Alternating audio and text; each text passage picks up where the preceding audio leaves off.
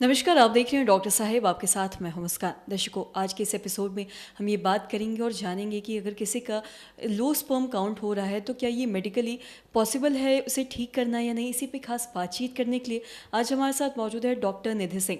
दर्शकों, आपको बता दें कि बिहार की जानी मानी IVF स्पेशलिस्ट है। मैम नमस्कार, बहुत बहुत स्वागत है आपका।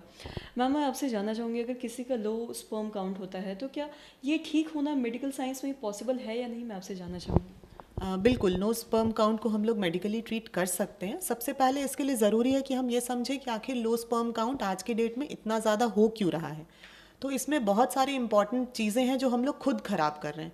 जैसे कि हमारी लाइफ में आज के डेट में स्ट्रेस बहुत ज़्यादा है, हमारी स्लीप साइकिल बहुत डिस्टर्ब्ड है, हम सफिशिएंट नींद नहीं लेते, हम एक्सरसाइज नहीं कर रहे होते, स्मोकिंग के इंसिडेंट्स बहुत बढ़ गए हैं, अल्कोहल कंजम्पशन बहुत बढ़ गया है।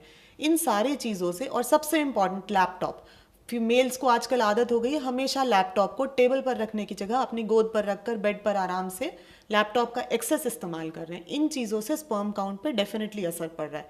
Another important thing is tight clothing. एक एक्सेस टाइट क्लोथिंग को हर समय पहने रहना आपका बिल्कुल भी बॉडी टेम्परेचर जो है वो सही मेंटेन नहीं हो पाता, जिसके वजह से स्पर्म काउंट जो है वो कम होते हैं। तो इनको ट्रीट करने के लिए कुछ इंपॉर्टेंट चीज़ें हैं जो हमें अपने लाइफस्टाइल में मॉडिफाई करनी है, और कुछ दवाइयाँ भी हैं। तो लाइफस्टाइल में हमें क्या चेंजेस करने हैं कि हमारी स्लीप साइकिल अच्छी हो, हम 8 घंटे की अच्छी नींद लें, उसके अलावा रेगुलर एक्सरसाइज करें, और कैफ़ीन का कंजम्पशन कम करें, अल्कोहल बंद करें। इन चीज़ों को करने से क्या होता है, मेल्स में टेस्टोस्टेरोन हार्मोन की लेवल सही मेंटेन होती है और स्पर्म काउंट ऑटोमेटिकली इंप्रूव होते हैं। इसके अलावा इम्पॉर्टेंट है कि आपका हाइड्रेशन सही होना चाहिए, आप सफिशिएंट मात्रा में पानी लें। अच्छा पानी लेंगे हर समय तो आपके बॉडी में जो टॉक्सिन्स जमा हो रहे हैं वो वॉश आउट होंगे और आपका स्पर्म काउंट इंप्रूव होगा।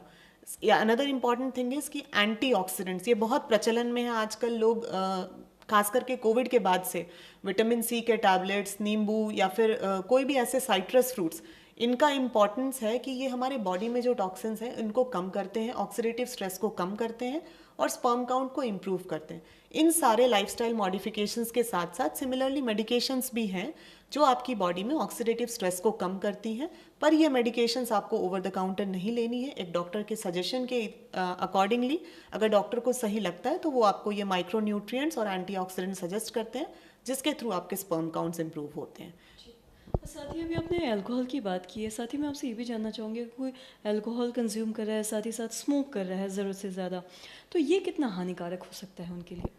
बिल्कुल, सिगरेट स्मोकिंग और अल्कोहल से जो क्या होता है, ऑक्सीडेटिव स्ट्रेस जो मैं बता रही हूँ ये बहुत ज़्यादा इंक्रीज होता है। जो इसके जो हार्मफुल केमिकल्स प्रोड्यूस होते हैं बॉडी में इनके मेटाबॉलिज्म से, इससे हमारे स्पर्म काउंट पे काफ़ी असर पड़ता है। तो ये हमारी स्पर्म काउंट को ही खाली कम नहीं करता, इवन फीमेल्स में, जब जो फीमेल इस पार्टनर के पैसिव स्मोकिंग का भी शिकार हो रही है उनमें भी उनके हार्मोन्स भी इफेक्ट होते हैं। और आपका डेफिनेटली मेंटल लेवल पे स्ट्रेस कहीं ना कहीं ज़्यादा है, तभी आप ये चीज़ें ज़्यादा कर रहे हैं। तो इट्स अ विशियस साइकिल। मतलब आपका स्ट्रेस ज़्यादा हुआ, आपने स्मोकिंग ज़्यादा की, आपने अल्कोहल ज़्यादा लिया, फिर आपका स्पर्म काउंट खराब हुआ, आपने वो रिपोर्ट देखी, आपने फिर ये ज़्यादा किया, तो आप अपने ही हाथों से अपनी चीज़ों को और ख़राब करते हैं। तो ये बिल्कुल भी लिमिटेड होना चाहिए। एकदम से जहाँ तक हो सके इन्हें बंद करने की कोशिश करिए, और उसके हिसाब से आपका रिपोर्ट्स डेफिनेटली इम्प्रूव हो जाएगा। और साथ ही मैं आपसे जानना चाहूँगी, जो भी पुरुष अगर अपना एक स्पर्म फ्रीज करवाना चाहते हैं तो क्या ये, सबसे पहले तो मैं आपसे ये जानना चाहूँगी, क्या अनमैरिड जो भी पुरुष हैं स्पर्म फ्रीज करवा सकते हैं। डेफिनेटली स्पर्म फ्रीजिंग है, जैसे कुछ मेडिकल कंडीशंस और कैंसर पेशेंट्स के लिए तो स्पर्म फ्रीजिंग हम लोग डेफिनेटली करते हैं। बट उसके अलावा कुछ क्राइटेरिया होते हैं, जैसे आपको एक अडल्ट होना पड़ता है, कंसेंट आपको आपका लगता है, उसके बाद ही आप स्पर्म फ्रीजिंग करा सकते हैं। उसके लिए भी जो प्रोसेस है, आपको प्रॉपर ART बैंक के थ्रू आपका अपना कुछ ब्लड टेस्ट होंगे, हॉर्मोन्स के टेस्ट होंगे, और उसके बाद आपकी स्पर्म फ्रीजिंग कराई जा सकती है। जी। और ये करके क्या बच्चे, मतलब जब आगे स्पर्म फ्रीज करवा सकते हो, किस उम्र में ये करवा सकते हैं, ये भी मैं आपसे जानना चाहूँ। क्या 50 की उम्र के बाद क्या लोग करवाते हैं। नहीं, देखिए, हर चीज़ की एक एज लिमिट होती है। 50 ईयर्स के प्लस में ऐसा हम लोगों को लगता है कि सिर्फ फीमेल्स पे एज का फ़र्क पड़ता है, बट ऐसी बात नहीं है। मेल्स में भी एज के साथ साथ स्पर्म की काउंट और मॉर्फोलॉजी खास तौर पर ख़राब होती है। इसीलिए ये इम्पॉर्टेंट होता है कि हम लोग स्पर्म्स को सही एज पे फ्रीज़ कराएं, और उसके बाद फिर उससे हम लोग फ्यूचर में प्रेगनेंसी प्लान करें। मैम बहुत बहुत शुक्रिया तमाम जानकारी देने के लिए। तो आशा करते हैं दर्शकों कि आप भी समझ पाए होंगे कि मेडिकल साइंस में लो स्पर्म काउंट करना ठीक पॉसिबल है या नहीं। साथ ही ये भी कि क्या वो लोग पुरुष जो भी हैं वो 50 साल से पहले या फिर बाद में क्या वो अपना स्पर्म फ्रीज करवा सकते हैं या नहीं, और ये कितना पॉसिबल है।